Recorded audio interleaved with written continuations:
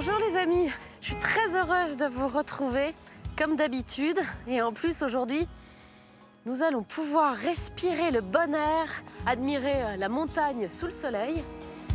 Alors si je vous dis Aix-les-Bains, Lac du Bourget, Massif des Bauges, entre autres, vous aurez peut-être deviné que nous allons nous offrir des échappées belles savoyardes. Et pour commencer, nous avons rendez-vous au Mont-Revard. J'ai une petite surprise pour vous.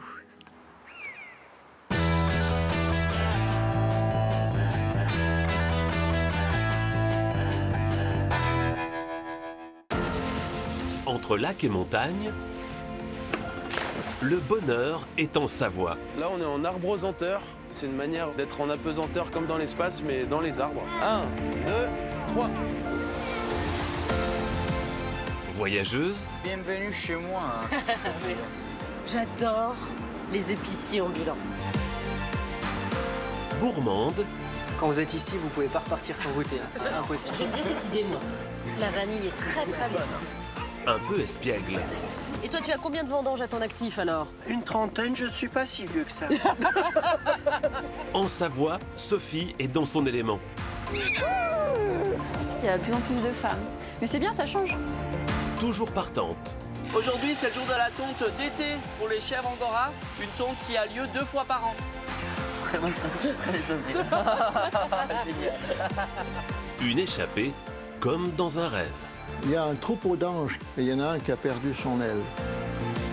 Je vous souhaite un bon voyage dans ce beau pays de la Savoie. C'est très gentil.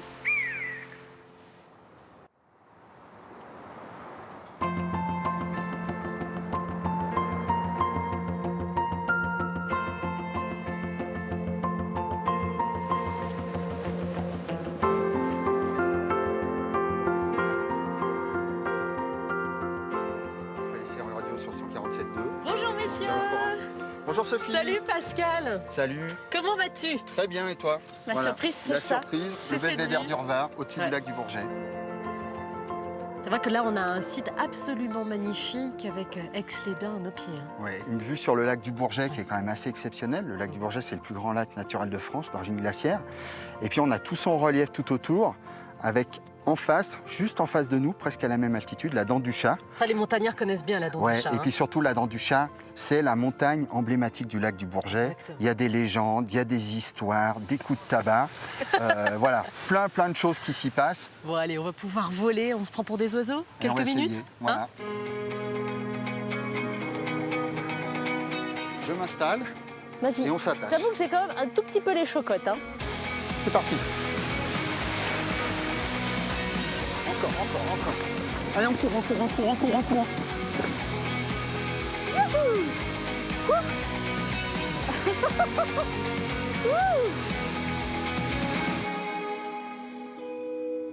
Voilà, ça y est, On est en l'air. on est en l'air. La sensation de vol est toujours agréable. Hein. Oui, c'est quand même le mythe d'Icare. On a beau dire, ça marche. Hein. Et que c'est magique à chaque fois. Oui, on est privilégiés hein, entre les montagnes d'un côté, le lac de l'autre. Mais c'est vrai que pour le parapente, c'est vraiment sympa. Ouais. Le parc naturel des Bauges, c'est un milieu très préservé, très forestier parce que c'est la moyenne montagne. Pour ça, c'est assez magnifique. Nous, on va poursuivre notre vol vers Aix-les-Bains, tranquillement.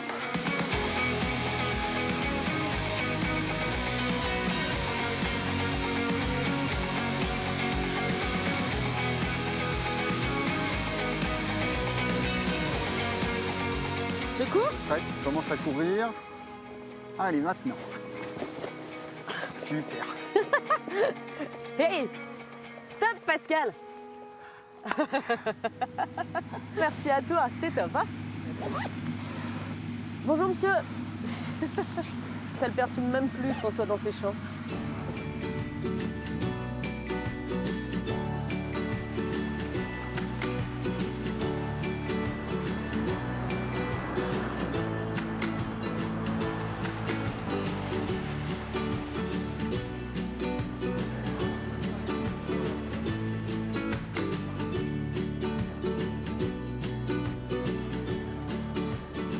Aix-les-Bains, c'était joli vue d'en haut, mais vue du sol, c'est pas mal non plus. Ouais, Hein. c'est bien sympa. On arrive au centre-ville et puis on attaque par le parc de verdure ou le parc floral, on l'appelle un peu comme on veut. Ouais. Derrière nous, il y a les thermes nationaux, les thermes historiques. Oui, ces termes qui ont fait la notoriété d'Aix-les-Bains. Tout à fait. C'est une ville thermale avant Une ville tout. thermale avant tout. En tout cas, c'est un joli parc que toi, tu fréquentes depuis toujours parce que toi, tu es né ici, Voilà, à moi je suis Aix-les-Bains. né ici et je me rappelle que ma grand-mère elle travaillait au terme. Donc forcément je faisais la navette à travers ce parc pour voir la mamie ou tout simplement avec les copains Ouais. pour faire des bêtises. Un peu les Voilà. 400 coups à Aix-les-Bains. Ouais. Tu vois Sophie, pour bien comprendre l'histoire du thermalisme, je t'ai amené ici parce que là on a un vestige romain. Et les thermes, les eaux thermales, les eaux chaudes, elles datent de l'époque romaine. Donc là, on a l'arc de Campanus. Et puis en face de nous, vers l'hôtel de ville, on a le square du temple de Diane. Et le temple de Diane qui signe cette époque romaine. D'accord. Où déjà à cette époque-là, on venait prendre les eaux avec ses pas.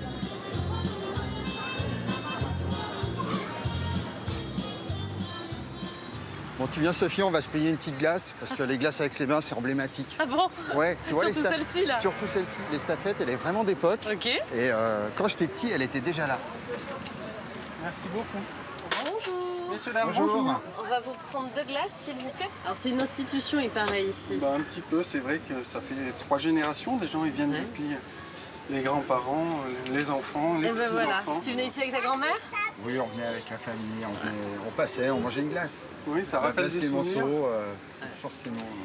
Voilà, monsieur. Eh ben moi, je vais juste goûter votre vanille, s'il vous plaît. Votre prénom, c'est comment? C'est Boris. Boris. Bah, merci beaucoup, Boris. Au Merci, revoir. Au revoir. Bonjour, messieurs, dames. Alors, verdict? Pas mal quand même. La vanille est très, très bonne. Oh là là.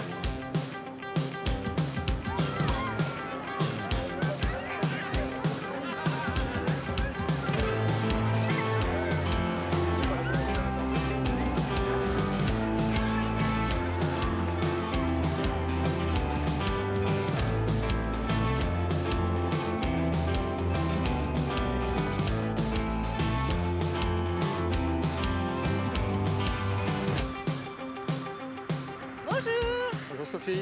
Je te Bonjour. présente Serge. Salut Serge, enchantée, ravie de te rencontrer. Et oui, Salut Serge. on avait envie d'aller se balader sur le lac du Bourget avec ce beau soleil. C'est le bon moment. Et on va pouvoir le faire grâce à ton bateau? Bah écoute, avec plaisir. C'est celui-là? C'est lui, oui. On dirait vraiment un bateau italien. Hein. Ouais, c'en est un. Un bateau en bois. C'est un peu la devant. Dolce Vita là maintenant. Hein. C'est ça. Et ouais Sophie, c'est la Riviera ici, les montagnes qui tombent dans l'eau. Et oui, c'est vrai qu'on appelle cet endroit la Riviera des Alpes. Riviera des Alpes. On peut embarquer? Vas-y. Merci.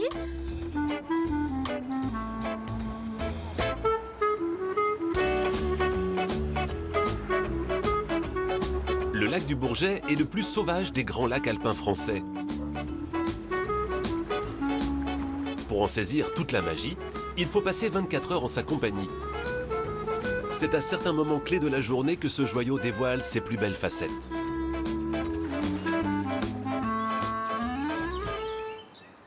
À l'aube, quand le lac se réveille, Olivier est souvent le premier sur l'eau. J'aime bien ces périodes où on est le matin, on voit le lever de soleil, il y a des moments de calme en pleine nature, c'est super ça. Le lac, ça fait partie aussi, il y a les montagnes autour, donc il y a un cadre qui est magnifique. Donc pour moi, je suis conscient d'avoir de la chance de travailler dans un cadre comme ça. Olivier est un pêcheur professionnel. Ils ne sont que 10, comme lui, à avoir le droit de poser leur filet sur le lac. Ce privilège, Olivier l'a hérité de ses ancêtres. C'est mon père qui m'a appris le métier. Moi, je suis la 4e génération de pêcheurs sur le lac du Bourget. Donc, nous, on est pêcheurs depuis 1857 dans la famille. Le poisson qu'on est après sortir des filets, là, c'est du lavaret. C'est un poisson qui est réputé, qui a une chair fine. Il y en a dans plusieurs lacs alpins. Et ici, au lac du Bourget, ça s'appelle le lavaret.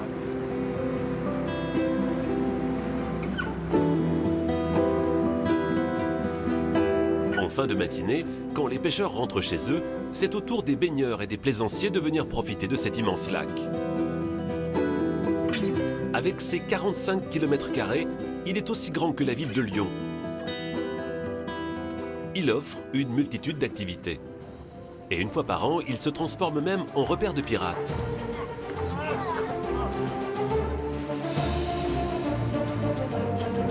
Pour la fête annuelle du lac, ses habitants organisent un petit carnaval sur l'eau. Tu m'arranges la moustache? Tu peux, ton truc? Ah ouais, ouais. On est les premiers pirates d'eau douce. Maurice est le fer de lance de ses plaisanciers.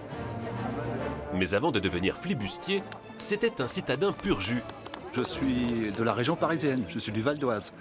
Et puis avec la famille, à l'époque, d'un commun accord, on est venu s'installer. On avait un choix entre la mer et la montagne, et les enfants ont décidé la montagne. Et on est ravis depuis, maintenant ça va faire plus de 20 ans, et ravis de s'être installés ici.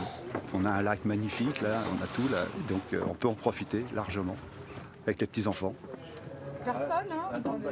C'est bien pour se baigner parce qu'il y a des fois l'eau elle est très bonne et puis on peut sauter du bateau pour s'amuser et puis franchement c'est bien. Avant de défiler sous les yeux des vacanciers, les bateaux sont bénis par le curé d'Aix-les-Bains. À tous les plaisanciers et à vous qui êtes dans ces bateaux, que le Seigneur vous apporte la paix, la joie, le bonheur. Une fois bénis, nos pirates prennent le large. Ils partent explorer les coins secrets de la côte sauvage du lac. Il n'y a aucune habitation, puisque la montagne elle descend directement dans l'eau. Et là, à quelques mètres, en fin de compte, on a plus de 80 mètres de profondeur. C'est très très profond. Et donc, il y a pour la baignade, pour les bateaux accostés, c'est super. Hein, et c'est comme ça sur les 17 km pratiquement, où on a justement ce côté très sauvage. Et l'autre côté est habité et là, il n'y a personne. Ça, c'est appréciable. Avec son eau à 25 degrés et sa couleur émeraude, le lac fait le bonheur de Sam, le petit-fils de Maurice. C'est aussi un paradis pour les baigneurs sportifs en quête d'adrénaline. Allez, c'est parti! Bravo! Ce sont des jeunes qui s'amusent à plonger de haut d'une falaise. C'est pour ça qu'on appelle ça la côte sauvage. Et ils y sont venus certainement à pied d'ailleurs, parce qu'il n'y a pas d'accès. Donc ils ont quand même du courage, un double courage, parce qu'il faut déjà accéder à l'endroit. Et puis voilà, ils profitent de la profondeur du lac. Il y va lui. Hop. Oula! Voilà, bravo! Bravo! Ouais! Salut les gars! Merci. On vous laisse et merci. Hein. En fin de journée, lorsque les plaisanciers rentrent au port, c'est au tour des chasseurs d'images de venir profiter de la magie du lac. Voilà, l'heure est parfaite parce qu'on a le ciel qui va encore être orange du coucher du soleil. On a la lune qui est déjà levée, donc qui va nous éclairer un peu le paysage. Les étoiles vont se lever un peu plus tard. Mais on va avoir un ciel bleu nuit parfait. Mises bout à bout, ces photos font apparaître le déplacement des nuages et des astres. Le lac du Bourget s'endort après une journée comme les autres. Un lac sauvage qui se laisse parfois apprivoiser.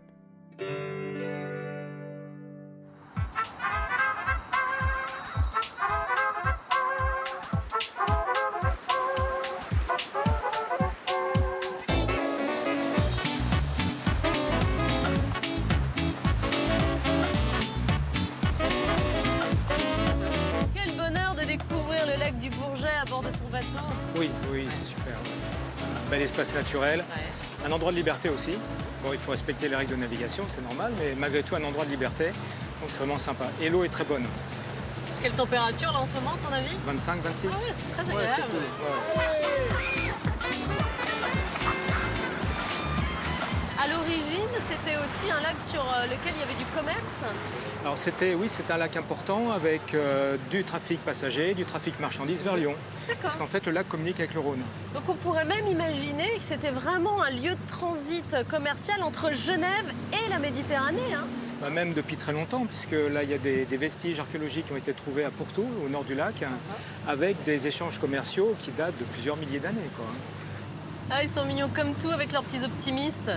Découvrir le lac quand on est enfant à 8-10 ans sur son petit optimiste et le traverser, mais c'est l'aventure. C'est l'aventure, exactement. Quand on est d'un côté, on voit la rive de l'autre et le jour où on la traverse, c'est magique. Bonjour. Salut Caro. Bonjour.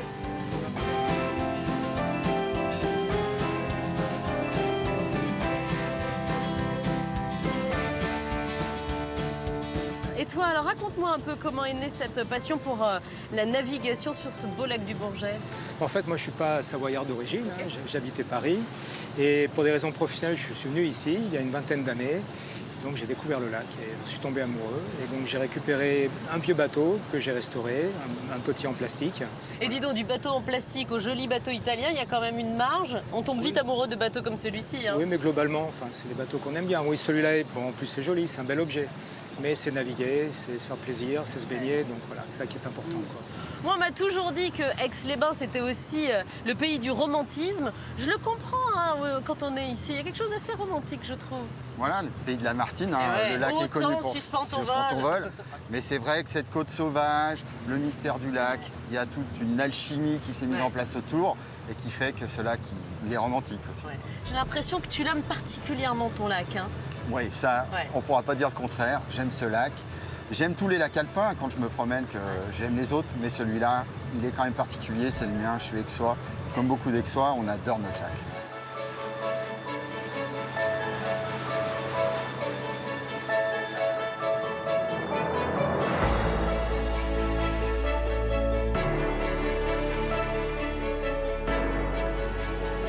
Voilà la fameuse abbaye d'Hautecombe, c'est là où j'ai rendez-vous avec Sœur Pascale. C'est le moment de vous quitter les garçons, je voulais vous remercier Serge de me déposer ici dans ce bateau absolument magnifique. Et toi Pascal de m'avoir fait vivre autant de belles choses pour bien commencer ce voyage. On était tout là-haut et me voilà prête maintenant à visiter un site emblématique de ce lac du Bourget.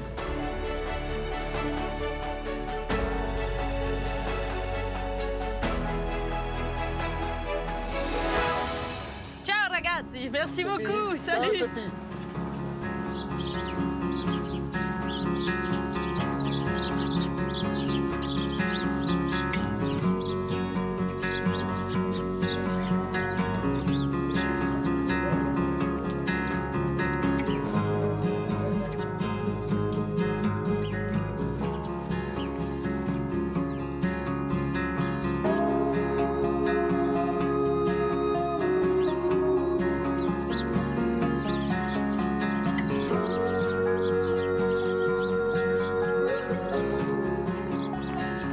Pascal, je ne vous dérange pas? Oui, pas du tout. Bonjour Sophie, bienvenue à l'abbaye d'Hautecombe. Merci, comment allez-vous? Très bien, et vous? Écoutez, très bien, avec ce beau temps sur l'abbaye là, c'est absolument magnifique. Ah oui, c'est une journée magnifique. Et alors, combien de personnes vivent ici à l'année dans cette abbaye? Alors, à l'année, nous sommes environ entre 80 et 100, ça varie parce qu'on accueille des personnes. Alors, je pourrais peut-être rencontrer certains jeunes qui sont ici, aller discuter avec eux? Alors, aujourd'hui, c'est un peu exceptionnel parce que cette semaine, il faut une retraite en silence. Ah, très bien.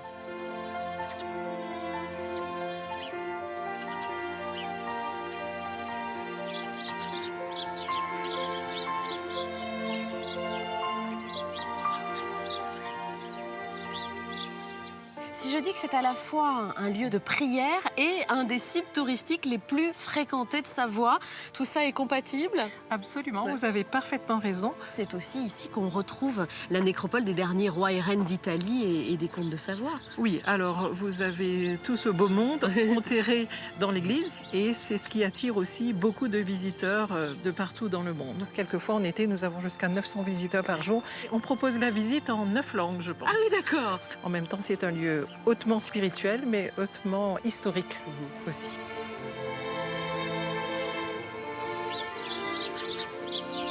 C'est un paysage que vous contemplez depuis combien d'années, ma sœur?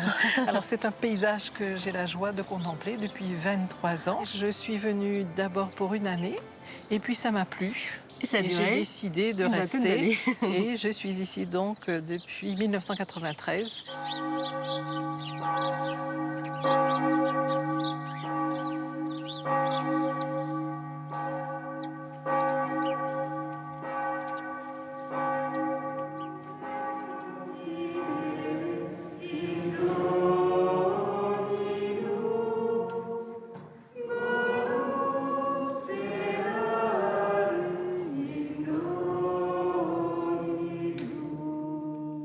Vous voyez la tous ces jeunes, à quoi vous pensez et quels vont être leurs parcours? Beaucoup de jeunes qui viennent ici en formation partent entre 6 mois et 2 ans d'engagement humanitaire pour donner de leur temps, de leur capacité, de leur talent, des lieux qui en ont peut-être le plus besoin.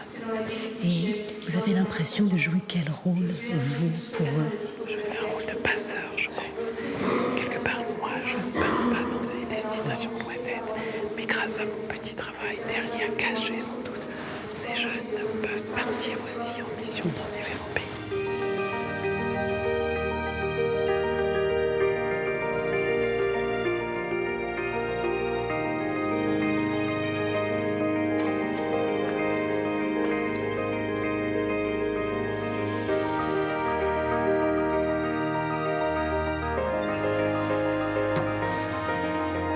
Alors, bienvenue Sophie, au sommet de la tour Marie-Christine. Quand on arrive, c'est vraiment incroyable le paysage.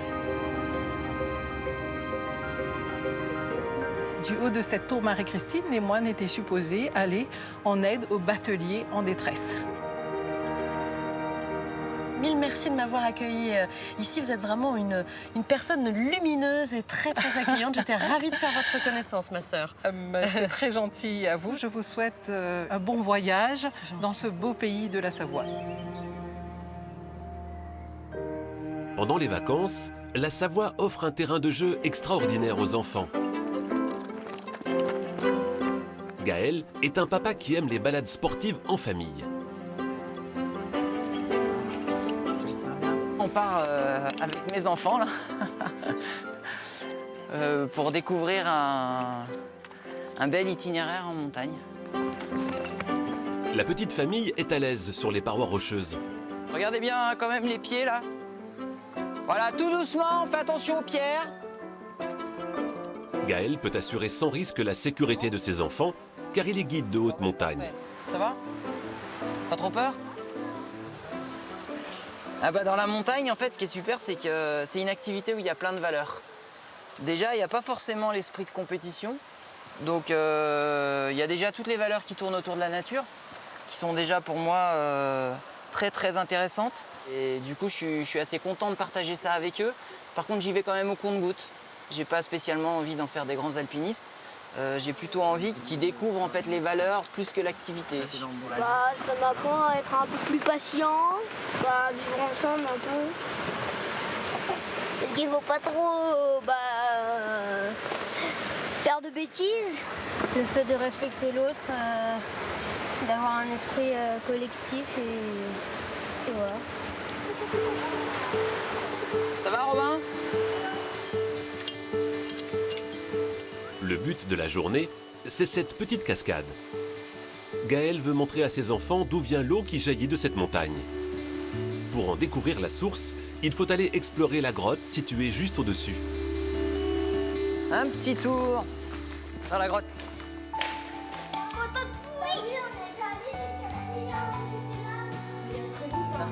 Même si normalement dans ma chambre j'ai peur dans le noir, mais là j'ai pas peur. Il y a les chauves-souris. Bah je sais pas. Voilà. Et t'as vu, regarde, là-haut, elle va presque toucher, quoi. T'as vu? Il reste encore au moins 100 ans avant de toucher, même beaucoup. Ah, c'est magnifique, hein. Après une petite marche de 15 minutes, notre famille d'aventuriers découvre le lac souterrain qui alimente la cascade. Par contre, on essaye de pas glisser, de bien rester sur les cailloux.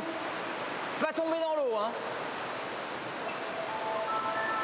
Vous avez vu l'eau comme elle est transparente, là? La limite, on pourrait la boire, hein. C'est génial, ouais. D'aller, de faire une petite traversée d'escalade, un petit rappel, d'aller visiter une grotte, de voir des stalagmites, des stalactites, des colonnes. Enfin, c'est un peu le rêve, quoi, non? Du coup, c'est chouette.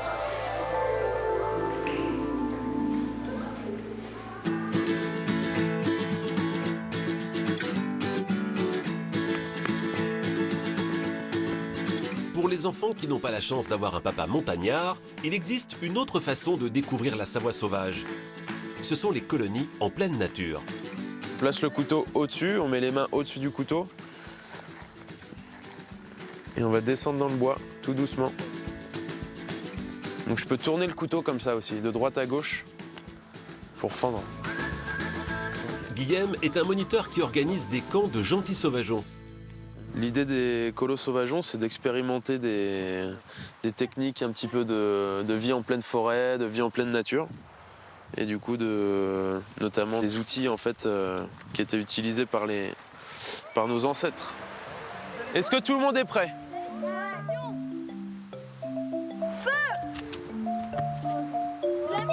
Ok.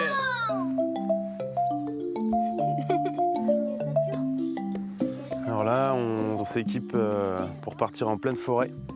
Donc en tant que sauvageon, on doit passer inaperçu dans la forêt. Et aujourd'hui, c'est un jour de fête dans la nature. Et du coup, on doit être bien maquillé et bien habillé. Impossible de détecter nos sauvageons avec leur camouflage parfait. Guillaume a préparé quelques exercices pour apprendre aux enfants à se fondre encore mieux dans le paysage. Vous allez vous guider avec les yeux bandés. Là, on se fait une petite chenille pour développer un petit peu l'entraide et les sens autres que la vue. On essaye de ressentir le milieu forestier par le toucher, par l'ouïe. Après une semaine de colo, ces enfants sont devenus des sauvageons aguerris qui savent même grimper jusqu'à la cime des arbres. Là, on est en arbosanteur. C'est une manière d'être en apesanteur comme dans l'espace, mais dans les arbres. 1, 2, 3. J'adore la grimpe d'arbre. Quand on est super-héros, quand on commence à dépasser les feuilles, on a l'impression qu'on change de dimension. Et... ouais, c'est différent que quand on est à terre et qu'on grimpe à 1 mètre du sol. Super haut dans les arbres, j'aime bien. Tu peux voir des choses que tu vois pas quand tu es en bas de la forêt. Alors que si tu montes dans un arbre, tu peux voir beaucoup plus de choses. Les montagnes, les villes, les autres arbres, la cime, les rivières, plein de choses. Les enfants sont plus sur un mode de vie qui touche à l'artificiel et moins au naturel, quoi. Donc, on essaie de les reconnecter à la nature et à leur environnement.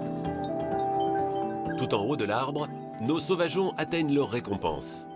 Une vue imprenable sur le Mont Blanc et des souvenirs de vacances inoubliables.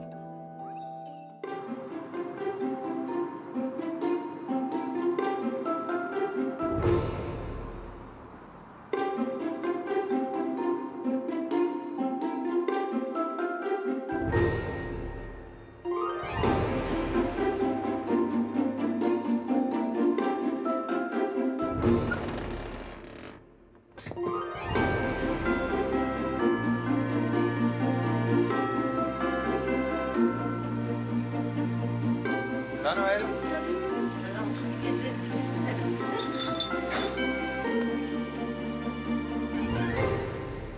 Bonjour. Bonjour madame. Bonjour madame.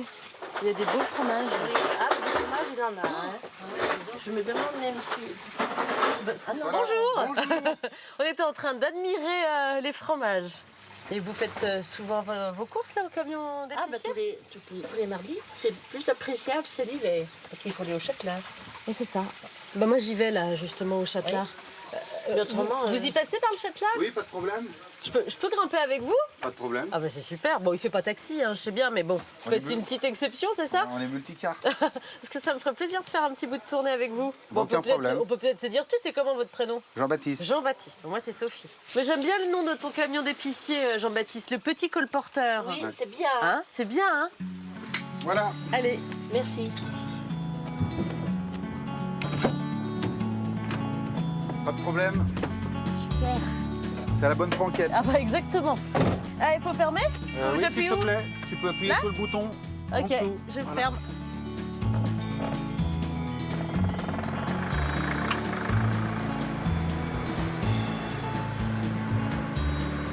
Jean-Baptiste, c'est vraiment sympa de m'accepter avec toi pour cette petite tournée. En plus, je dois t'avouer quelque chose.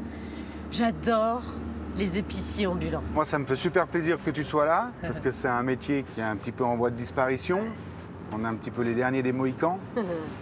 Mais c'est vrai que c'est un super métier, avec un gros lien social avec les clientèles. Alors, quel est le programme de ta tournée, là? Là, on va jusqu'au cul du bois. Et on est au bout de la ligne de la route goudronnée. La route s'arrête là-haut. Et ça, hiver comme été, je monte. Et n'importe où tu ailles, hein, que ce soit en montagne, en pays plus citadin, il y a un lien supplémentaire quand même en tournée. C'est pas un commerce normal. Et pourquoi tu aimes ça alors, les tournées, comme tu dis?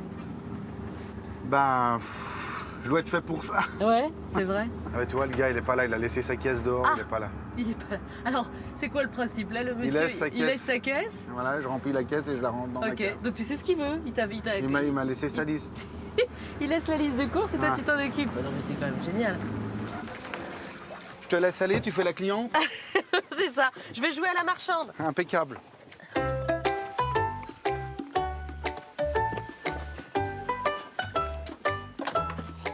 Comment s'appelle ton client, là? Bruno. Bruno? Ah oui. Ah, bah, c'est génial. J'ai la petite liste de courses et le porte-monnaie. Oh, c'est super. Alors, nous avons une faisselle, s'il te plaît. On lui met dans la cave. Ok. Donc, une faisselle, un camembert. Voilà. Ok. Un paquet de biscottes.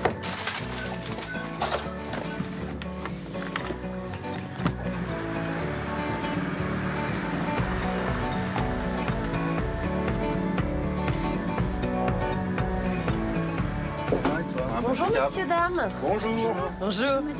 J'ai une assistante aujourd'hui. Ouais. Parfait. Ça va être sympa le casse-croûte à midi. C'est dommage, j'ai pas le temps de rester chez vous parce que le déjeuner allait être sympa.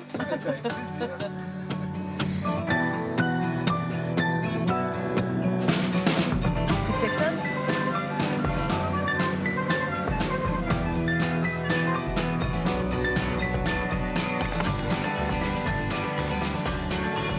Bonne semaine.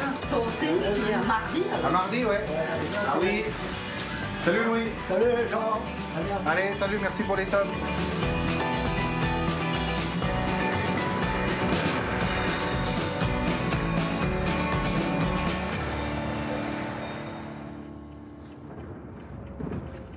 Eh bien Sophie, nous voilà à destination. Ah bah voilà, je descends là, c'est le chemin après qui est tout droit? Oui. Bah arrête-moi là alors. Bah écoute, merci beaucoup, hein. C'était vraiment très gentil de me déposer ici. Merci à toi. J'étais ravie. À bientôt. Merci Bonne pour tout. continuation. Hein. Allez, au revoir.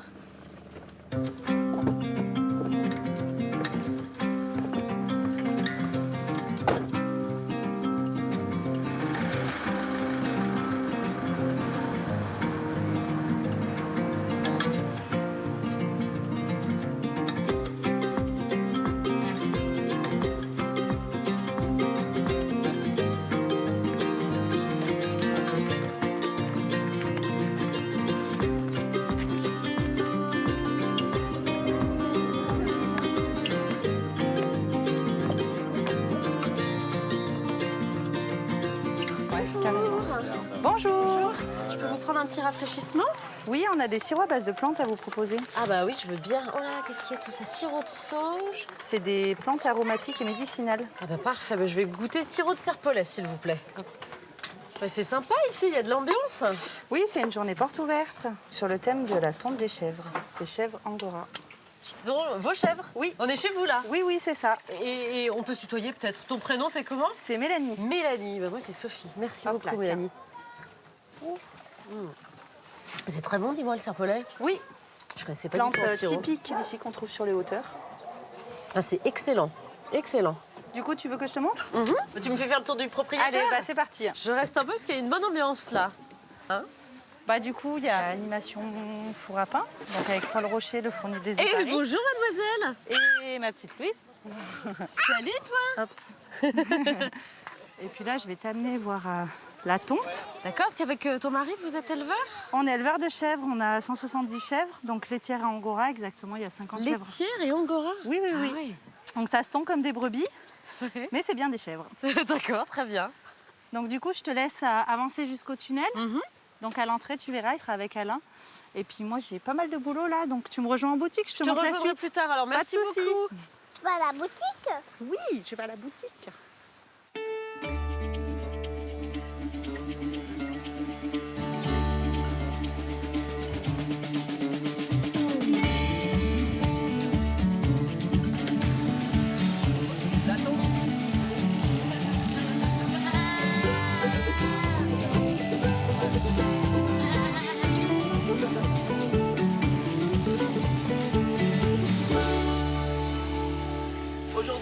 de la tonte d'été pour les chèvres angora, il faut savoir que c'est une tonte qui a lieu 2 fois par an.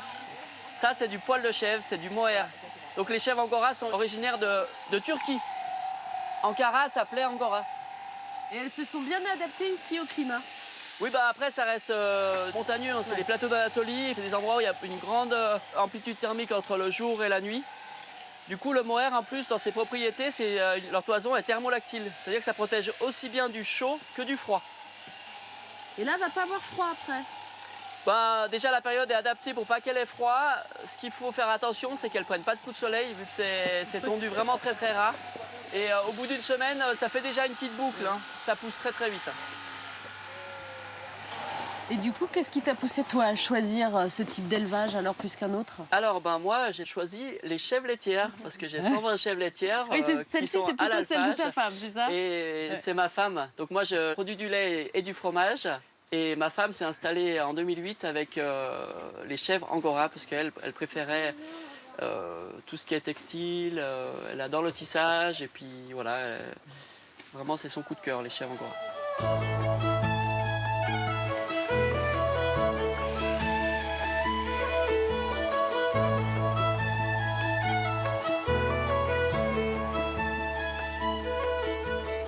Vous avez chaque fil en fait qu'on passe dans les olives délices, ici, qu'on repasse dans le peigne. Donc pour des écharpes, j'en ai pour 90 fils, une étole 180, un plaid 330. Donc la préparation est très longue. Ça va? Ouais, nickel. Du coup, tu as vu Cédric? Je vais reprendre un peu du début, vu que tu viens c'est d'arriver. intéressant. Je suis contente de voir enfin ce qu'on fait avec cette laine de mohair. Alors, poil de chèvre, exactement, parce que laine, c'est la brebis. Poil de chèvre, ça fait du mohair. Et comment vous savez ce que vous devez, sur quel truc vous devez appuyer? Alors en fait, chaque pédale a une attache différente. Que mes pédales, elles ont des numéros, vous ne les voyez pas. Moi, quand je démarre une écharpe, j'ai déjà mon schéma dans la tête. Et donc du coup, voilà, moi, c'est tout dans ma tête en fait. Et qui est-ce qui vous a appris? Alors moi, j'ai appris avec des livres. Et je suis un peu autodidacte et j'ai une copine chez qui je suis allée pendant 15 jours qui m'a montré les bases, qui m'a fait monter une chaîne et qui m'a dit vas-y, tisse ton écharpe. Et quand j'ai eu fini ça, elle m'a dit bah, maintenant t'achètes ton métier à tisser et tu te débrouilles. Alors après, je l'appelle de temps en temps, des fois quand j'ai des soucis techniques. C'est une écharpe là. Là, c'est une écharpe. Bah, si tu veux, Sophie, t'as qu'à venir avec nous ce soir, on monte à famille, on remonte à l'alpage. Ah oui, pour aller traire les chèvres. Avec plaisir, ouais. Eh ben super, Ouais. on fait ça. Donc je te propose de revenir en fin de journée. Oui, très bien. À la fin de la fête et super. Et je reviens. Parfait. Nickel. Eh ben à plus tard. Dans les montagnes de Savoie, les habitants sont attachés à leur mode de vie hérité de leurs ancêtres. Ah. Oi. Hey. Pour rester vivre sur sa terre natale, Gladys a choisi de cumuler 2 métiers. Elle est monitrice de ski en hiver et agricultrice en été. On est tout le temps dehors, on est tranquille, on est libre. On a une belle vue aussi quand même. C'est un super beau pays. L'été, on va être plus calme, plus tranquille. On aime bien, pas trop voir de monde, rester au calme. Et puis l'hiver, là, il y aura plus de monde sur les skis. Mais on aime bien aussi aller discuter avec les gens, savoir comment ça se passe un petit peu eux aussi ailleurs. Enfin, pas non plus rester enfermé sur soi-même, quoi. Le village de Gladys est situé dans une vallée reculée. Mélie, tes habits à toi. Viens voir dans le sac là-bas. Mais ici, la vie sociale est intense, ponctuée d'événements qui rassemblent la famille et les voisins. T'avais les collants, maman? Oui. Là, c'est ma petite dernière, Fantine, qui a 3 ans, qui aime pas s'attacher les cheveux, mais il va falloir. Attends. Et on va mettre le collant, d'accord? Là, les collants. Tes chaussures. Aujourd'hui, c'est la grande fête des costumes, l'événement le plus important de l'année dans le village. Donc ça, c'est ma robe. Donc là, on a déjà placé le châle dessus, parce que c'est assez compliqué à mettre. Il faut respecter plusieurs plis à faire dessus. On monte d'un cran. Cette robe est dans la famille de Gladys depuis plus d'un siècle. Ses ancêtres la portaient pour les grandes occasions. Elle a été transmise de mère en fille. Gladys porte le costume de mon arrière-grand-mère. Moi, je porte le costume de ma grand-mère. On peut encore les mettre tant bien que mal.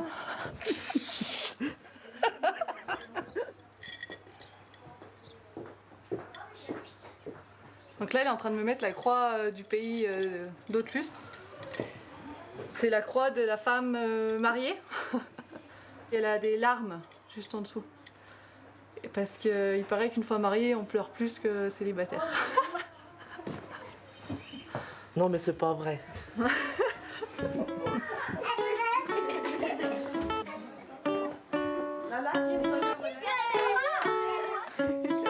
Ah bah pas du tout.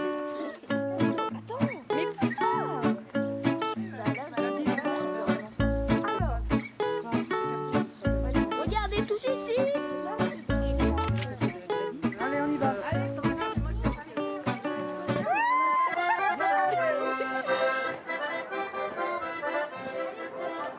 Danse, Fanti. Bravo! Pour le grand défilé, tout le monde s'est mis sur son 31 avec les costumes des ancêtres.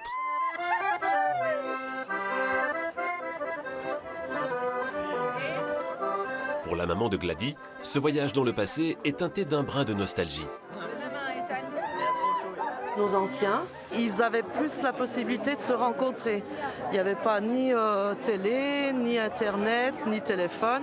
C'est vrai qu'ils passaient plus facilement leurs soirées entre eux, à discuter. Ils étaient soudés, mais très soudés, aussi bien pour les travaux de tous les jours que pour la fête. Ils s'entraidaient énormément. Je pense qu'on a peut-être perdu un petit peu cette façon de faire. Cette fête est l'occasion de faire découvrir aux touristes le mode de vie des montagnards d'antan. Les grands-mères du village ont gardé en mémoire les gestes ancestraux. Donc ça, c'est Valentine qui habite au pré, dans un hameau au fond de la vallée. Et là, elle est en train de nous faire cuire le café. Je le fais griller, je le fais pas. Elle le fait griller, ouais.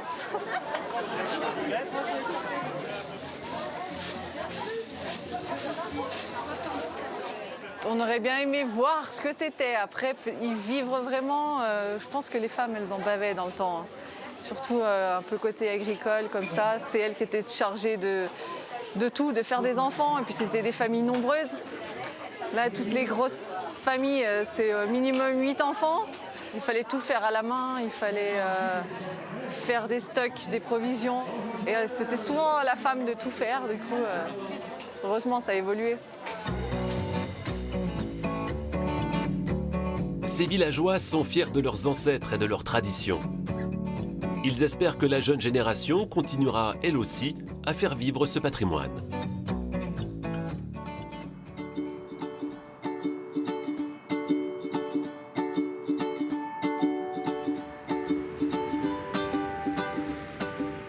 Bon, moi je suis contente de pouvoir grimper à l'alpage avec vous, mais vous c'est votre quotidien Ouais, c'est le quotidien sur la saison d'été. On a emmontagné les chèvres le 17 mai. Hier, on a redescendu les chèvres Angora pour la tonte. Jusqu'à cet automne, on a encore l'alpage avec les chèvres laitières. Voilà, on part traire les chèvres et puis faire le fromage et passer la nuit au chalet. Dis donc, ça fait des sacrées journées. Vous avez commencé à quelle heure ce matin? On s'est levé un peu de bonne heure, 1 heure plus tôt que d'habitude, on s'est levé à 4 heures. Parce qu'il y avait la porte ouverte. Et ce soir, on va se coucher à quelle heure? Oh, je pense qu'à 9h30, on aura fini, on va dire. À 10h, il n'y a plus personne, quoi. Voilà. C'est ça. Alors du coup, on était à 650 mètres d'altitude et on monte à 1578. Donc ça grimpe là. Bonne nouvelle qu'on ait ce petit 4x4, parce que si on avait dû faire ça à pied tous les jours... Ah ouais, Cela dit, les anciens le faisaient. Alors nous, on l'a eu fait ce printemps. On est tombé en panne de 4x4 pendant 1 semaine. Donc, ouais. Ça a été assez rigolo.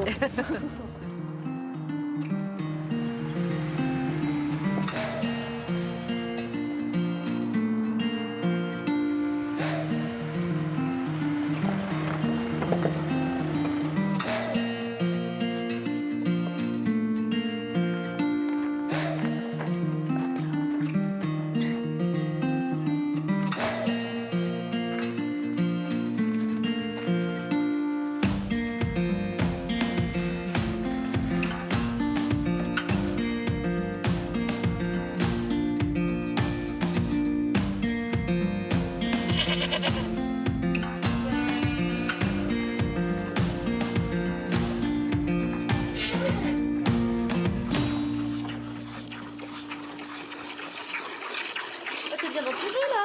Ça va, elles sont assez sympas, ouais. Ah ouais, qu'est-ce qu'elles sont mignonnes. Elles sont hyper affectueuses, hein. Ouais, ça c'est la traite à la main, il y a plus de contact, du coup, elles sont très familières avec leur éleveur. Ah bah oui. Je peux m'installer avec toi? Ouais, y a pas de souci. Comment ça se voit là-dessus? Eh ben, il faut... Trouver l'équilibre. Non, il faut d'abord mettre la sangle autour de son ventre, comme une ceinture. Ok. Tu l'ouvres juste comme ça. D'accord. Et tu la mets, hop, comme une ceinture. Parfait. C'est une petite selle qui se déplace avec le trayeur. Ok, et je la garde après sur Voilà. moi. Parfait. Je m'assois. C'est pas évident. Oula, non, c'est pas possible. Déjà, il faut que je trouve l'équilibre. Faut savoir, ouais. Ça commence par ça. Alors du coup, pour traire à la main, il faut prendre que le crayon. Ok. Il faut simplement, entre le pouce et l'index, bloquer le lait dans le crayon, appuyer en tirant légèrement vers le bas. Et normalement, le lait sort très bien.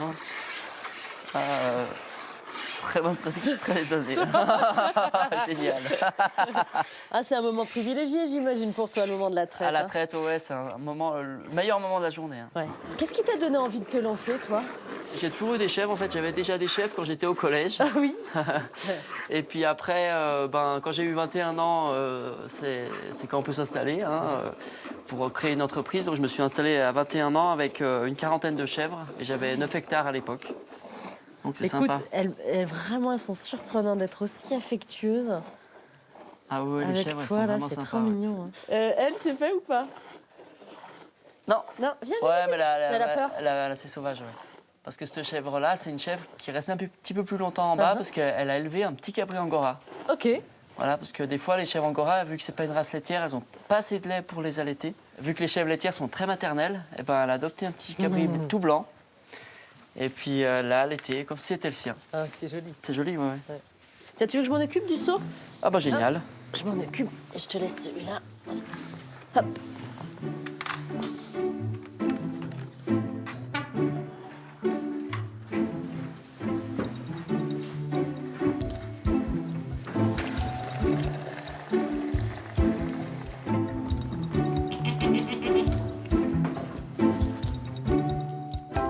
Fin de journée, je suis épuisée, moi. Eh ben nous aussi. Du coup, on va te proposer, on va remonter les petites. Ok. Et puis on va te proposer de dormir là. Moi, je dors là, je surveille les chèvres toute la nuit? Ouais. Bon. Et puis demain, lever 5 h et on redémarre. Oh punaise. Bon, on va vite aller se coucher alors. Bonne nuit les filles. Bonne nuit les poussinettes. À demain les amis. À demain. Allez, allez.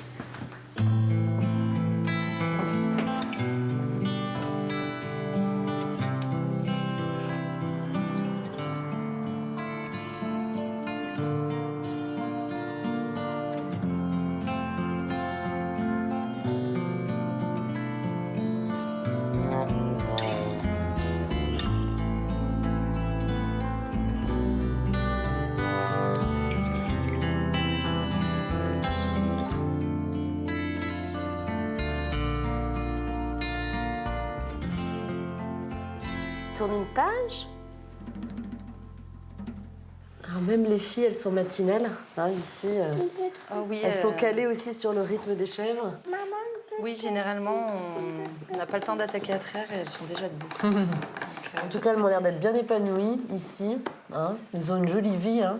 Oui, et je trouve important d'avoir des enfants qui grandissent dans un milieu comme ça. Ouais. Et avec Cédric, vous étiez sur la même longueur d'onde tous les deux? Oui, on s'est rencontrés, chacun avait sa ferme. Donc moi, j'étais très isolée, lui, du coup, très isolé ici. Et c'est vrai que ça... Il n'y a pas eu photo quand on s'est rencontrés. Hein. Et il y en a un qui est plus attaché à la ferme du bas et l'autre plus attaché à la ferme du haut? Ouais. On peut dire qu'ici, on est chez Cédric. Et en bas, on est chez moi. D'accord. Voilà.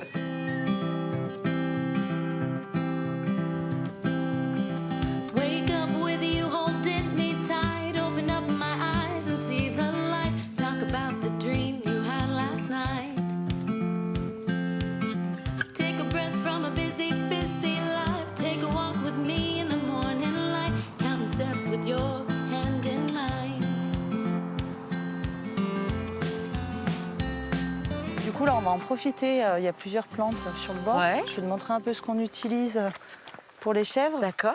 Donc là, ce qu'on a l'habitude de cueillir donc plus au printemps. Donc c'est de l'alchimie alpine. Et donc c'est pour tout ce qui est non-délivrance, quand il y a des problèmes au MISBA.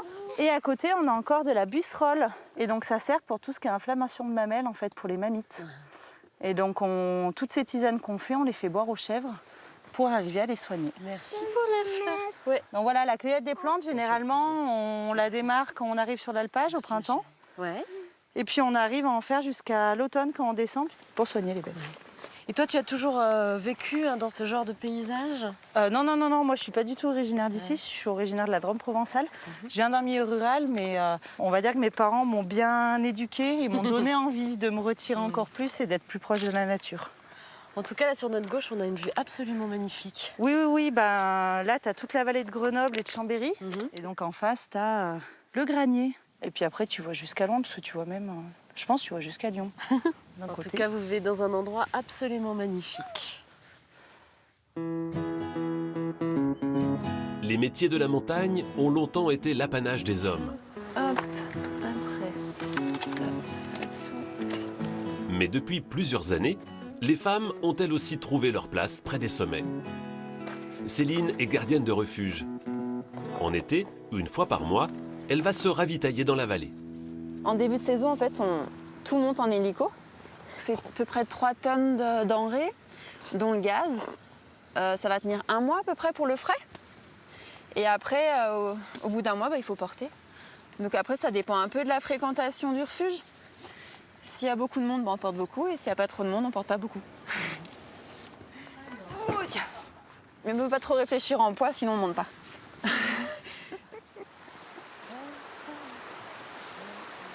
Avec 15 kilos sur le dos, Céline est partie pour 2 heures de marche.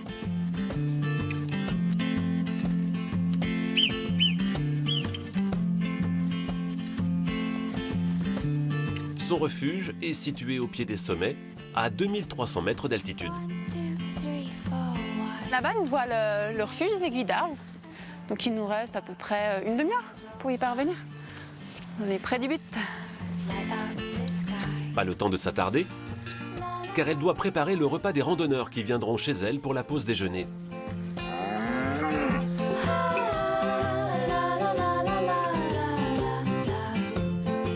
Coucou petit cœur d'amour. T'es content de voir sa maman. Bébé d'amour. Oui. Avec Sacha, son fils de 3 ans, Céline habite ici pendant 5 mois chaque année. Salut les filles. Salut, bien Ça va? Super. T'as trouvé tout ce qu'il fallait? Oui. Pour l'aider dans la préparation des repas et les tâches ménagères, Céline fait appel à 2 amies. L'équipe du refuge est 100% féminine. Il y a de plus en plus de femmes. Moi, quand j'ai fait ma formation gardien, on était moitié-moitié. Il y avait autant de femmes que d'hommes. Donc on était 11 et il y avait, je crois, 7 femmes à peu près. Ou un peu moins d'hommes. Il y avait pas mal de femmes, ouais. Mais c'est bien, ça change. Ça fait évoluer le métier. Sarah est belge. En été, elle vient en Savoie pour travailler comme bergère et aide-gardienne. J'associe mon envie et ma passion pour la montagne et le travail et le partage et l'échange qu'on peut faire avec les gens qui apprécient aussi cette montagne. Voilà. Et puis j'aime bien cuisiner aussi. J'aime bien préparer, j'aime bien découvrir. Et puis j'aime bien que les gens soient heureux. Voilà. La belle Hélène. Aujourd'hui, le refuge est plein à craquer.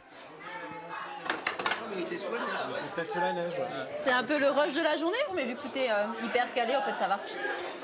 Il y a un gratin de pommes de terre avec du chou et de la copa. Et là, j'écoupe la tarte au chocolat. Maison.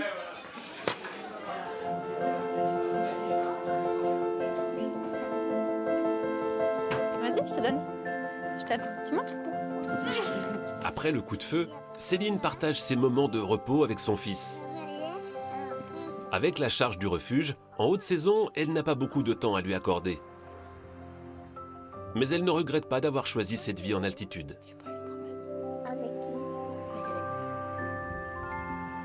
C'était mon rêve d'élever un enfant en refuge. Après, est-ce que c'est le bon environnement ou pas?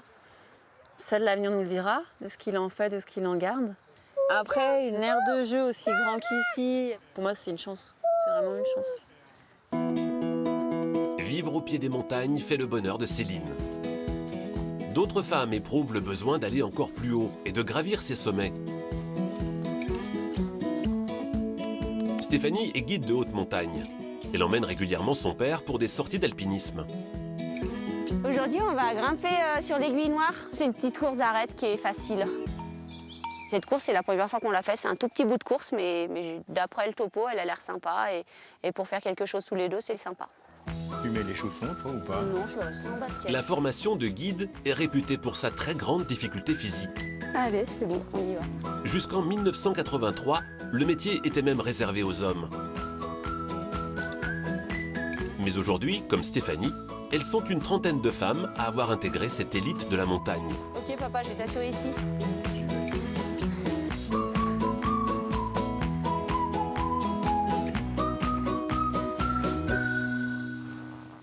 Le milieu des guides, je pense qu'au début ça a été très dur pour les premières. Il y avait d'autres perceptions. Je pense qu'on restait un petit peu, non, c'est quelque chose pour les hommes. L'examen, ça va être trop dur. Et puis maintenant, plus ça va, et les mœurs se s'ouvrent. Hein. Il y a des femmes pilotes d'avion, il y a des femmes pilotes de chasse. Et maintenant, on y est, on y reste, et puis on s'émancipe. Ce métier si particulier fait rêver. Mais c'est une profession à haut risque. En moyenne, 5 guides décèdent chaque année en montagne. Tiens, papa, passe la corde derrière.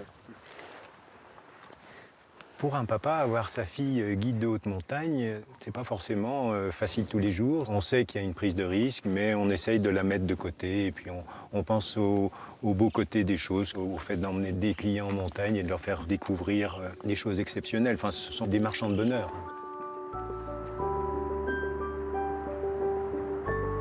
À la tombée de la nuit, dans le refuge de Céline, c'est l'heure de la veillée. Alors, elle va lui proposer de lui offrir la moitié de son cœur. Pas entier. Depuis 7 ans, le mercredi soir est dédié aux familles. Mais le doudou n'est pas d'accord. Et au moment d'une finale, nos deux amis vont se transformer en un magnifique papillon qui va partir vers un pays lointain. J'ai choisi de faire les soirées contes pour attirer les gens d'en bas qui ne sont pas du tout montagnards. Pour moi, c'était important d'attirer les gens qui n'aiment pas forcément marcher, qui n'aiment pas l'effort. Mais pour les attirer, il fallait quelque chose qui ne leur fait pas peur et qui connaissent en bas chez eux. Là, il y a un dessin. Ces soirées sont un succès. Un refuge bon enfant, ouvert à tous. C'est aussi ça, la montagne au féminin.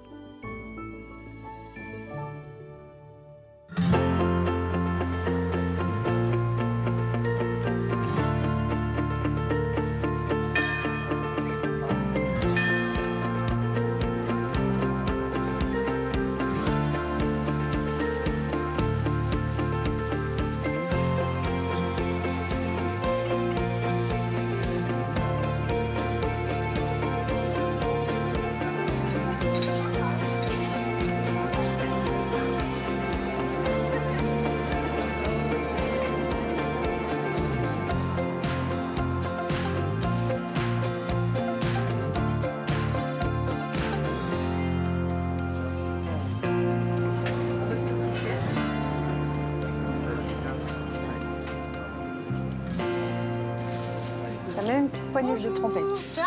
Bonjour, ciao. Bonjour Bartolo. Ça va? Bonjour madame. Bonjour Sophie. Enchantée. Catherine, c'est ça? Catherine. Catherine, elle est très gentille avec les restaurateurs. Donc si on veut trouver des bons légumes, il faut venir ici. Ah Bartolo, quand je t'entends parler, je sens le soleil d'Italie, quel bonheur. Ce sont ces couleurs là qui t'ont attiré ici. Oui, c'est ça. C'est les couleurs et Catherine elle trouve qu'elle est un bon matière première. Ouais, j'aime beaucoup le petit col que vous avez là. Saint-Bartholo, c'est bon signe. Hein. Ah oui, c'est bon signe. Meilleur ouvrier de France, primeur. C'est ça. Voilà, on va dire meilleure ouvrière de France. Hein. Oui, on va dire. féminiser votre titre. Et cette consécration est arrivée quand? 2015. D'accord. Parce qu'un bon chef, forcément, se perd toujours dans les dédales d'un marché pour trouver les meilleurs produits. Toi, c'est ce que tu aimes faire, Bartolo. On va aller découvrir ta cuisine ensemble. Mais avant, j'avais envie de me balader avec toi dans Chambéry pour retrouver des petites touches italiennes. Et on va les retrouver alors. Ouais.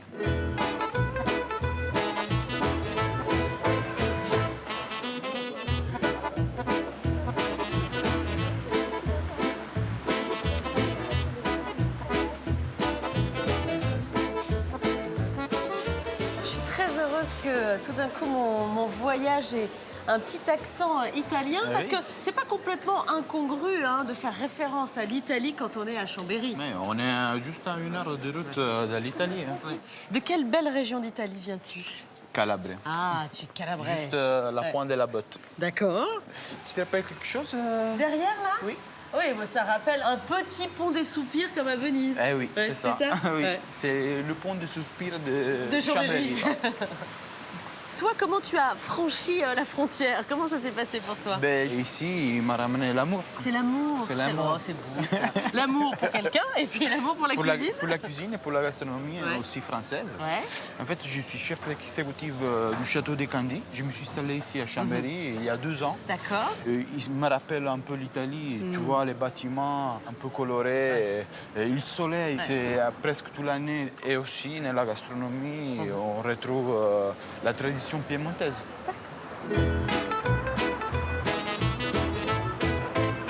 Sono Napoli voglio, ma sono nata a New York. Sono figlia di così, e ho sposato Annunziati. Ici, il y a les arcades comme à Turin. C'est vrai? Ah oui. Et justement, on parle des influences italiennes. Je te ramène dans la pâtisserie la plus ancienne de Chambéry. Et je te veux présenter mon ami pâtissier Cédric. Bonjour. Bonjour. Voilà l'ami pâtissier. Ah oui. Bonjour. Oui, bonjour. Enchanté. Bartolo, comment vas-tu? Oui, très bien. Petite balade en Chambéry? Oui, avec Sophie. Super. Ce qui est intéressant, c'est qu'avec Bartolo, on essaye de retrouver ces petites influences italiennes. Ici à Chambéry, c'est pas difficile d'en trouver. En 1832, la Savoie n'était pas encore attachée à la France. On était dans le royaume Piémont-Sardaigne. Le Filet de Berger, c'est une pâtisserie depuis 1832. Ça a toujours été une pâtisserie. Le monument est classé historique. Donc, il y a une vraie ressemblance avec la vie italienne. Alors, est-ce qu'il y a une vraie ressemblance aussi dans ce qu'on a devant nous? Là, on a un praliné aux noisettes du Piémont. Ah ouais. Quand vous êtes ici, vous pouvez pas repartir sans goûter. C'est impossible. J'aime bien cette idée, moi. Bartolo. Alors, noisettes du Piémont, tu vas me dire ce que t'en penses. Bon, hein. Il y a une petite saveur d'enfance là pour toi, un peu? Ben oui. On retrouve la générosité et la gourmandise.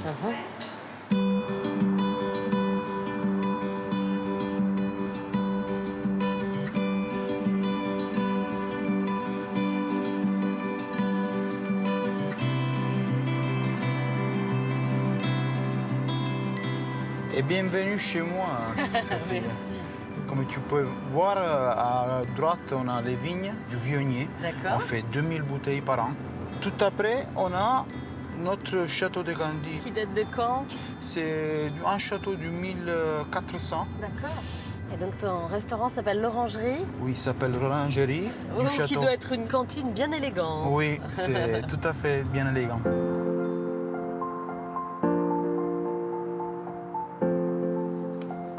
Nous voilà arrivés.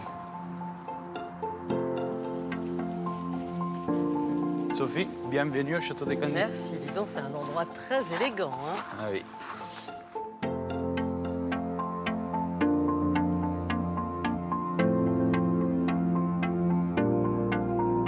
Maintenant, Sophie, on fait, comme on dit en Italie, salute. Ah oui. Parfait. Oh là là. Salute. Salute, mon ami. Bon, ben voilà, on a tous les ingrédients. Mais alors, la surprise, c'est ce qu'il y a devant toi. Oui, c'est la fregola sarda. En fait, c'est de la sémoule de blé dur. C'est comme du couscous. Et c'est un plat typique de la Sardaigne.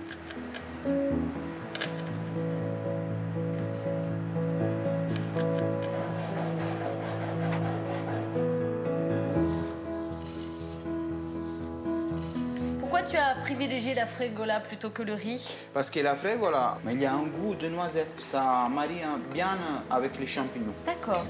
Les reblochons que tu m'as coupés, on Que va tu la mets mettre. directement? Non. Ah non. On va la mettre dans la crème, comme un risotto. Il faut aller doucement. En Italie, il n'y a pas de stress. Donc la cuisine, ça réfléchit l'humeur des personnes qui la font. Ouais. Voilà.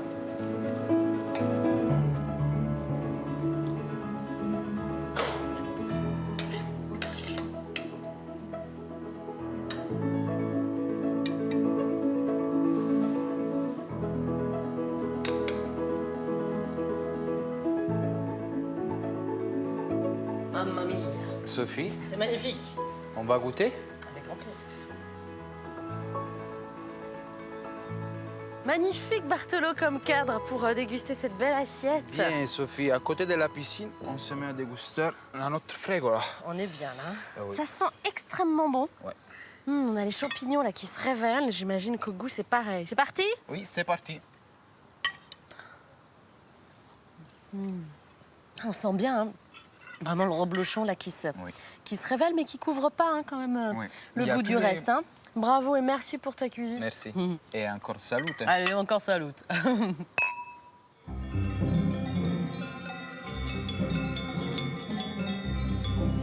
Les montagnes de Savoie recèlent de nombreux trésors. Des quartz ou d'autres cristaux de roche que seuls quelques initiés savent trouver. Arnaud est un enfant du pays qui passe son temps libre à explorer les coins les plus reculés. L'été, c'est beaucoup de la montagne, la marche, la recherche de cristaux. Donc, c'est bien parce que c'est un truc que pas trop de monde fait. C'est un peu comme les champignons, c'est un peu secret, donc c'est marrant. Arnaud est un chasseur de cristaux. Une passion qu'il a découvert à l'âge de 10 ans grâce à un alpiniste expérimenté qui habite près de chez lui. Ah, salut. Et ça fait plus d'une heure que j'attends. Bon, c'est Jacques qui a initié beaucoup de jeunes à la montagne en général. Pour moi, c'est un pote, quoi. Bon, allez, on va retrouver l'endroit. Tac, là aussi sur la bosse. Les cristaux ne s'offrent pas aux premiers venus. Pour en trouver, Arnaud et Jacques sortent des sentiers battus. Les chemins des cristalliers, c'est des éboulis avec des dangers de chute de pierre, etc. Nous, on sait qu'il y a quelque chose là. Mais la foule des gens, non. C'est ça le plaisir d'aller aux cristaux, d'aller à des endroits où des fois on se dit que peut-être jamais personne n'est venu.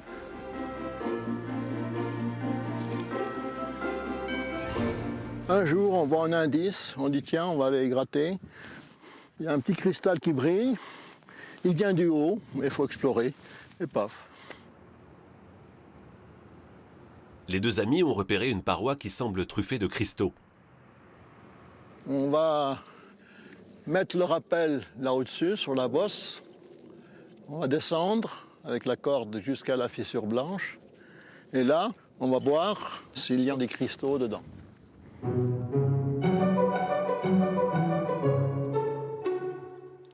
Vas-y, c'est bon.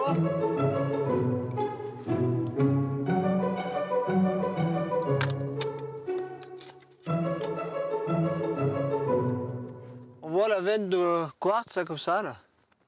Et puis là, on a réussi à ouvrir une poche et c'est là-dedans qu'on devrait trouver des cristaux. Ah, ça fait loin, là. Ah, c'est bon, j'en ai.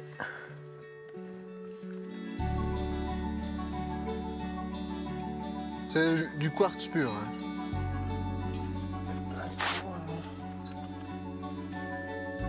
C'est le trésor, la chasse au trésor.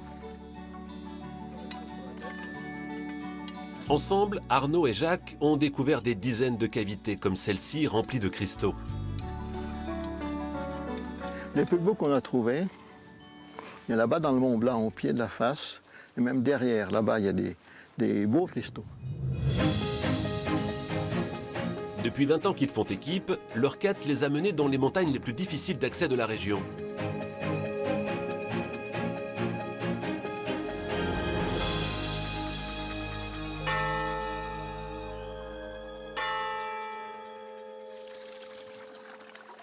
De retour dans la vallée, c'est l'heure de vérité.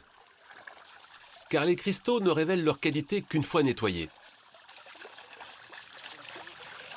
C'est le plus beau de la journée, celui-là. Il y a le quartz, le galin, c'est-à-dire transparent, avec un peu des sidérites derrière, qui est accroché. Bon, ça c'est de la caillasse. Bon, on en a des beaux, mais on se dit toujours que les plus beaux cristaux sont encore à trouver. Voilà.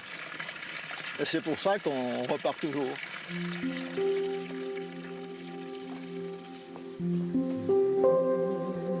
Chez Jacques, c'est une petite caverne d'Ali Baba.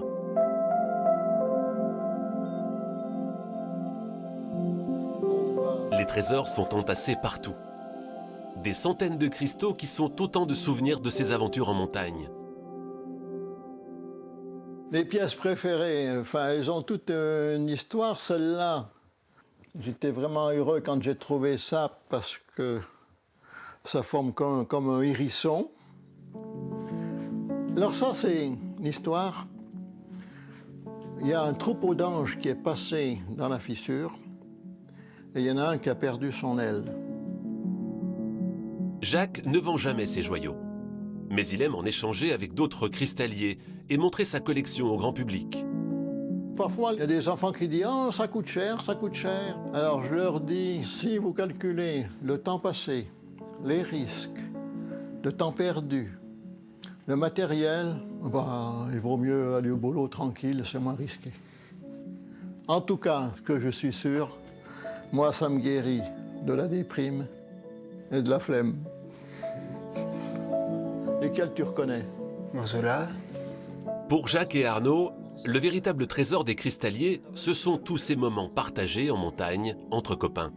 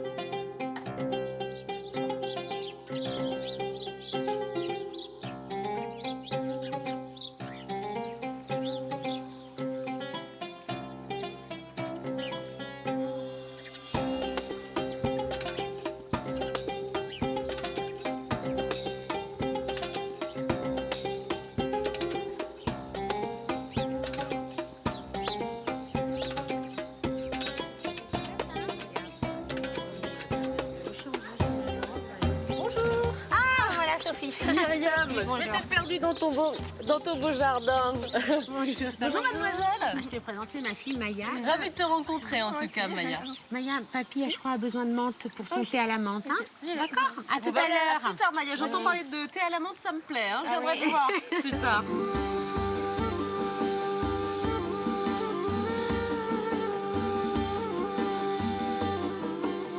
Chez toi, ce sont les jardins secrets de Vaud. Comment est né ce jardin extraordinaire? Alors, le début, c'est une ferme en ruine que mes parents achètent il y a 37 ans. Elle était même inhabitable, cette maison. Il y avait du terrain autour, mais vraiment vague. Il y avait un marronnier. C'est à peu près la seule chose avec la ferme que l'on a. Oui, celui-là, il aurait 130 ans.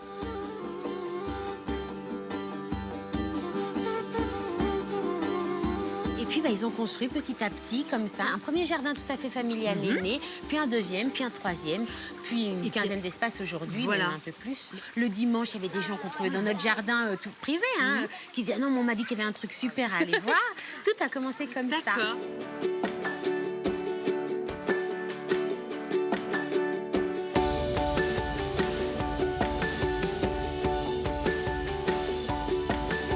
En tout cas, moi, je suis vraiment sous le charme de ces jardins. C'est vraiment une invitation au voyage. Oui, alors ici, il y a des mots qui reviennent dans la bouche de nos visiteurs. Le dépaysement, le voyage, et puis la sérénité. On s'inspire finalement de la Savoie, autant que du Maroc, ou alors de l'Inde. Et on se rend compte qu'ici, les gens, ils voient un pays aimé ou visiter un jour. Bon, bah écoute, je sais qu'avec les visiteurs, t'as beaucoup de travail, donc je vais pas trop te déranger. Moi, j'ai envie de continuer à me perdre ici. Bon, bah, à plus tard. Oui, à plus tard, Sophie. Merci, Au Myriam. revoir.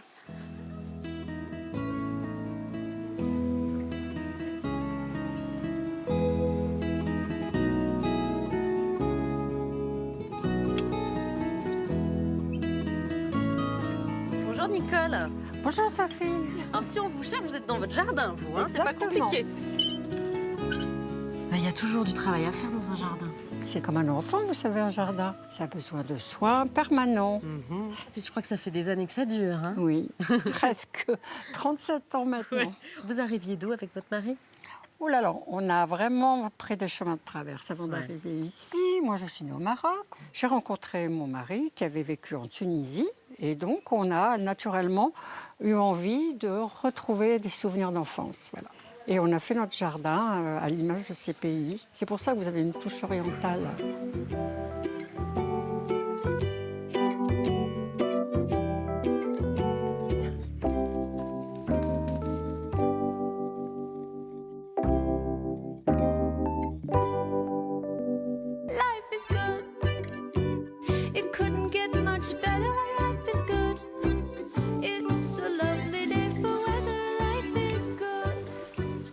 Je t'ai retrouvée, Maya. Ah, Sophie.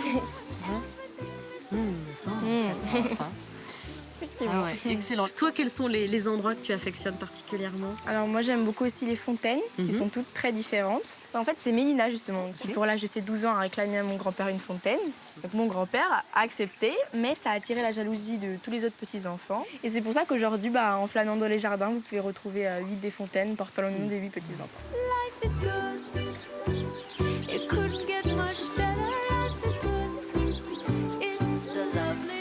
Et toi, quel regard tu portes sur ce qu'ont fait tes grands-parents ici? Ils se sont amusés pendant toute une vie avec leur imagination. Ma grand-mère qui s'occupe plus des plantes et mon grand-père plus de l'architecture. J'espère que tous les autres petits-enfants aussi pensent à la même chose.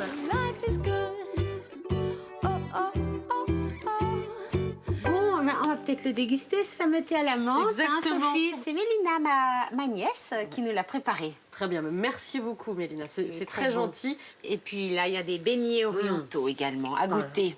En tout cas, je suis contente d'être ici dans ce salon d'inspiration marocaine parce que les intérieurs sont aussi beaux que les extérieurs. Il y a eu vraiment de gros efforts dans les jardins, mais aussi dans les intérieurs. Oui, c'est vrai que ça plaît autant, l'intérieur et l'extérieur. La récompense pour vous, j'imagine, c'est de voir vos enfants, vos petits-enfants, toute votre famille s'épanouir ici. C'est ça. Tu sais, Sophie, que Maya chante. Ah bon Écoute, j'aimerais bien qu'on se quitte sur une chanson. On va trinquer au thé à la menthe et ça me ferait très plaisir de t'entendre. Allez, on t'écoute, ma belle. كانت ترابيري يوم رانينا هوني مفتمات كتاريت مع ذلك عليك تولي واتستمات كيلي يبكي راجع حروني كيلي حيوكي وكبرون كيلي شي جسارون تمفم علقا. En Savoie, la forêt recouvre un tiers du territoire. Ici, le bois fait partie du paysage et il est au cœur de la culture locale. En été, les bûcherons s'affrontent au cours de joutes musclées.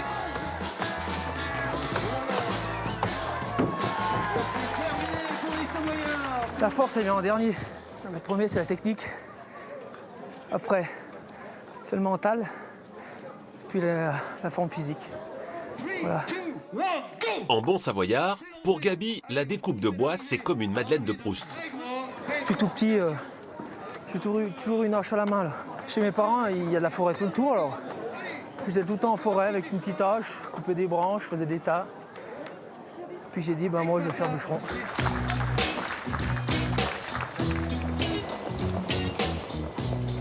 Aujourd'hui, Gabi a réalisé son rêve. Il est devenu bûcheron. Avec son collègue Julien, ils passent leur journée en forêt. En montagne, le métier est bien plus dur que dans les régions en plaine. Car ici, les arbres grandissent sur des versants escarpés et les parcelles sont difficiles d'accès. J'adore être dans la nature.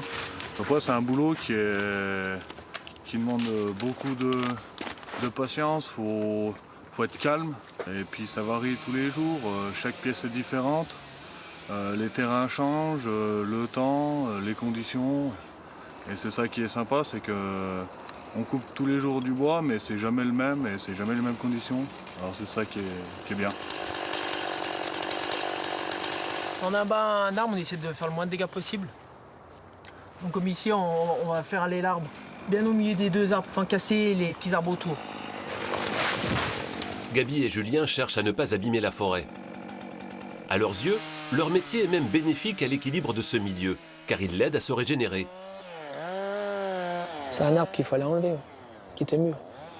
Une fois qu'il est mûr, il va plus pousser et il va empêcher les tiges d'avenir, les petits arbres de pousser. Parce qu'avec sa cime, il prend une ampleur et puis il fait de l'ombre.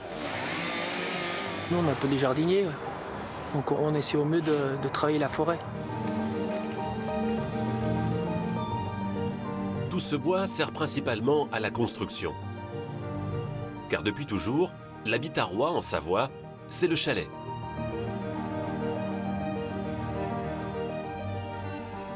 Frédéric est l'un des principaux fabricants de la région. Une bonne partie de son travail consiste à rechercher les troncs les plus solides pour les transformer en charpente. Cette grume d'épicéa en fait est de bonne qualité en fait parce que c'est un arbre qui a poussé doucement et on peut voir en fait qu'entre chaque cerne qui correspond à une année, en fait l'espace est faible, donc c'est un bois de belle qualité. J'ai la passion du bois parce que je suis dans une famille de scieurs. Mon grand-père était scieur, mon père était scieur. Et donc j'ai toujours baigné dans le bois. Et c'est quelque chose qui est imprégné en bois. Aujourd'hui, la majorité des nouveaux chalets sont construits avec des bois bon marché importés d'Allemagne et d'Europe du Nord. Frédéric est l'un des derniers constructeurs à rester fidèle au bois savoyard. Juste en face du chalet, de l'autre côté, sur l'autre versant, on voit la forêt. Et en fait, c'est dans cette forêt-là qu'on a coupé les épicéas pour fabriquer ce chalet. On privilégie le bois local parce qu'en fait, on a moins de transport et on utilise nos forêts. Et donc, on participe à la régénération de nos forêts et au développement du bois. Le chalet est bien plus qu'une simple maison. C'est un compagnon doué de son propre caractère, presque un être vivant. Pour moi, le bois, il vit de manière même dans une vie d'un chalet, selon la température à l'intérieur, selon l'humidité extérieure. En fait, le bois, il va varier, il va bouger, il va fendre, il va discuter, on va dire.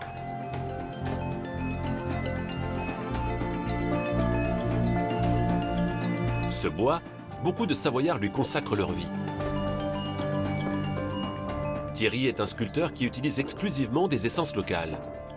Ses créations contemporaines sont exposées à New York, à Paris ou en Suisse. Ce qu'il aime le plus dans son métier, c'est ce contact charnel avec cette matière noble.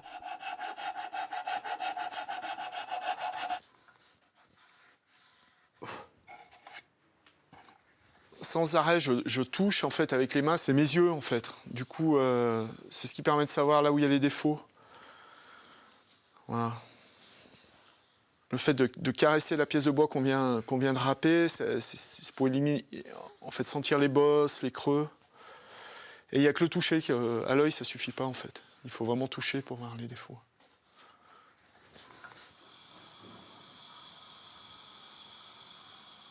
Il y a une notion, quand on travaille le bois, qu'on oublie un peu, c'est que chaque arbre est totalement différent. Et si c'est un arbre qui a poussé plutôt côté nord ou plutôt côté sud, s'il a poussé près de la rivière ou plutôt un peu plus haut, ils ne vont pas avoir la même densité, ils ne vont pas avoir les mêmes réactions. Et chaque arbre est différent en fait. Les œuvres de Thierry sont un pont entre tradition et modernité et donnent au bois de Savoie un rayonnement international.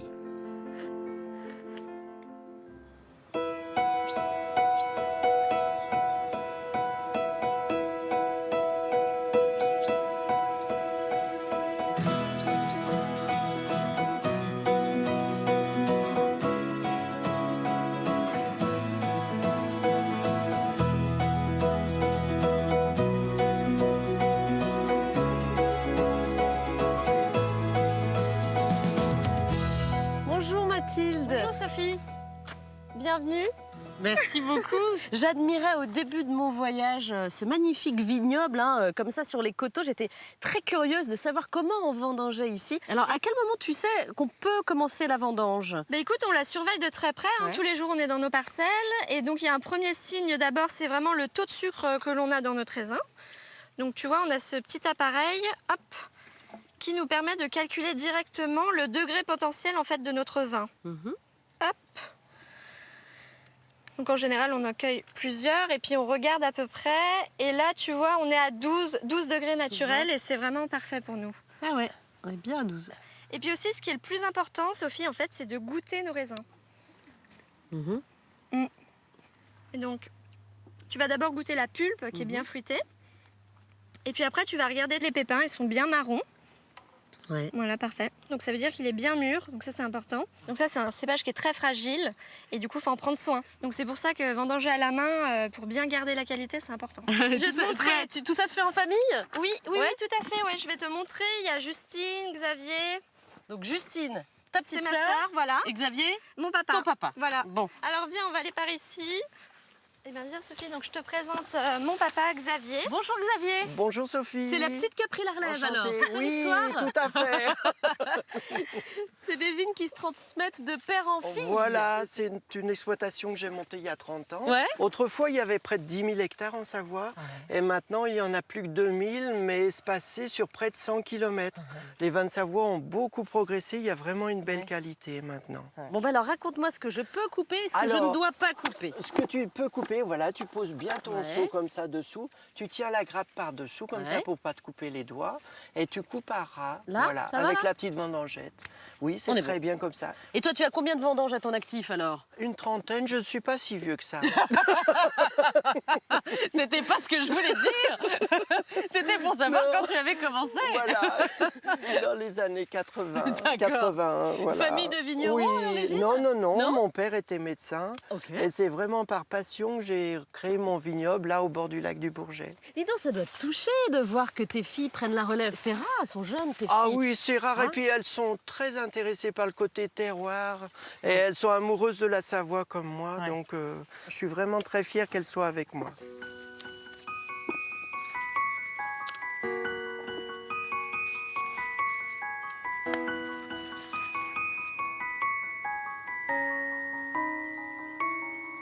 Allez, vas-y C'est pas mal, non? Mathilde. Qu'est-ce que t'en penses? Ouais, T'es contente de la récolte? c'est magnifique.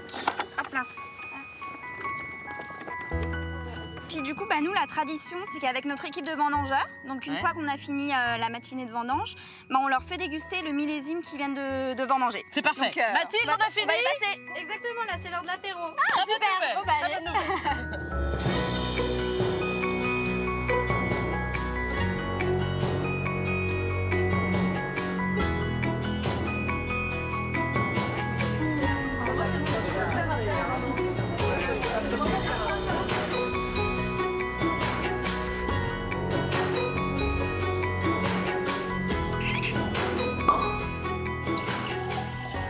Voilà la tombe chaude. Ouais, de toute façon, c'est super chaud.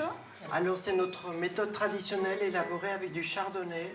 Et on la mélange comme ça avec une bonne tome de Savoie. Et c'est vraiment délicieux. Alors, c'est comme la fondue, hein. Si on perd le bout de pain, on a un gage, c'est Oui, ça? tout à fait. Ouais. Oui. Ouais, c'est parfait. Je vais venir vendanger chez vous plus souvent. Hein. C'est un énorme Oui, morceau. j'ai- Ah bah écoute mon gage, Tu vas revenir vendanger chez nous. Exactement. Mais ça sera un gentil gage, ça. Un gage que je ferai avec grand plaisir. Et toi, tu dois être fier, j'imagine, Xavier, du travail de tes filles et qu'elles soient avec toi. Ah non? oui, je suis vraiment, vraiment fière d'elles parce qu'elles ont beaucoup travaillé pour y arriver. Et d'ailleurs, elles ont obtenu une récompense. C'est vrai? Sophie, C'est regarde, quoi? la médaille du mérite agricole pour Mathilde, remise par le ministre. Remis par le ministre? Mais oui, non, c'est vrai. c'est exceptionnel. Bravo Mathilde. Oui, c'est un grand honneur pour tout le travail que l'on fait en fait en bio dans nos vignes au bord du lac du Bourget. À tout juste 30 ans. Ah oui. Hein? À peine, Oui, c'est à ça? peine. À peine. Oh là là, je te vieillis en plus. À peine 30 ans, à peine 30 ans. Félicitations. En tout Merci, cas, Sophie. à ta santé, à votre santé. À votre Mille santé. Santé. Ouais, santé les vendangeurs. Santé André. Merci pour votre accueil. Voilà, voyage qui se termine très bien. Merci beaucoup.